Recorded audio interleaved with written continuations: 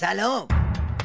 راستش ابوی مرحوم بنده مثل مرحوم ابوی دکتر بزن بهادر زیاد اهل نکته سنجی و بزلگویی نبود، اما یه خانمو داشتم که همیشه میگفت موش تو سوراخ نمیرفت، جارو به دنبش میبست.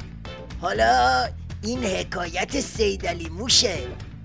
خود بدبخت تلس شکستش رو به قبله درازه، بعد این آخوند مردنی صدیقی رو آورده تا پوز قدرت و اقتدار و ولایت بده. ما امتی هستیم قدرتمند، جنگ پشت سر گذاشته، بر استکبار جهانی در مراحل مختلف پیروز شده. امروز ما قدرتیم، اونها بر ملت هاشون اتکا ندارن. قدرت به سلاح نیست، قدرت به اراده است، قدرت به ایمان است، قدرت به اتحاد است، قدرت به حکمت حکیم بودن و فرزانه بودن فرماندهی و رهبری یک جامعه است. آقا عجب به قدرتی افتاده این. قدرتمند قدرتیم. قدرت به ایمان است. قدرت 4 تا جمله گفت، نصفش قدرت بود. هی قد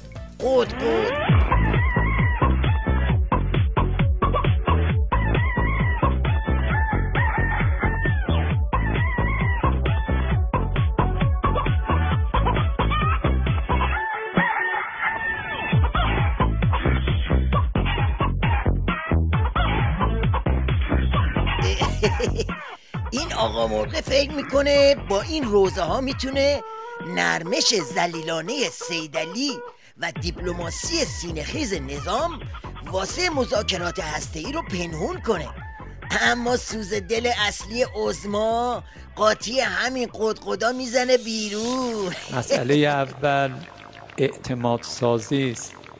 ما این حرف رو دور از حقیقت میدانیم.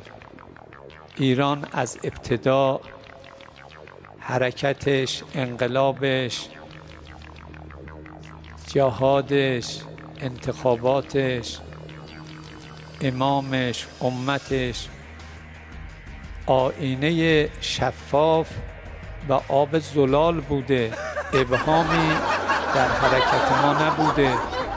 ما با کسی فریب تا کنون نکردیم. عجب قدرتی. فقط مونده به جون شازده سیدعلی، یعنی آق مجتبی قسم بخوره.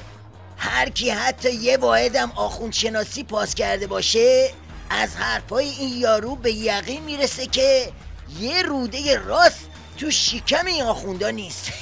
اگر در این صحبت‌ها و مذاکرات گفته می شود اونا سرزده بیان، چیز جدیدی نیست. این نشانه قدرت ماست. ما واهمه نداریم.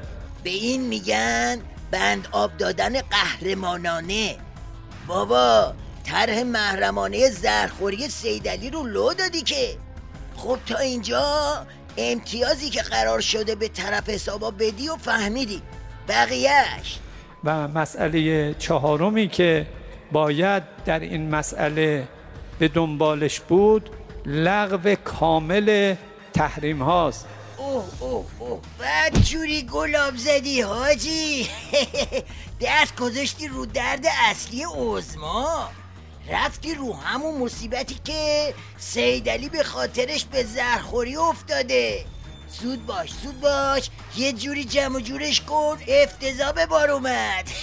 باز هم ما تأکید میکنیم، ما اگر مذاکره ای مطرح شد از موضع انفعال و ضعف نبوده، ضعف مال اونهاست. ما امروز از هر زمان دیگری قوی تر هستیم. لامصب فرمونش هیدرولیکه.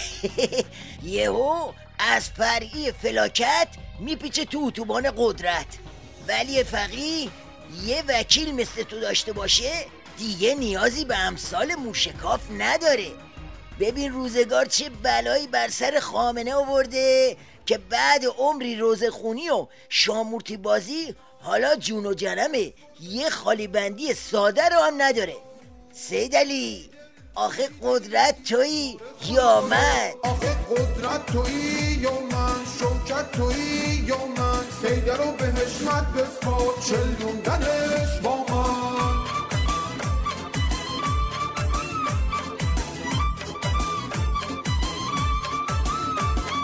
قدرت تویی و من شوکت تویی و من سیده رو به حشمت بسپار چلوندنش با من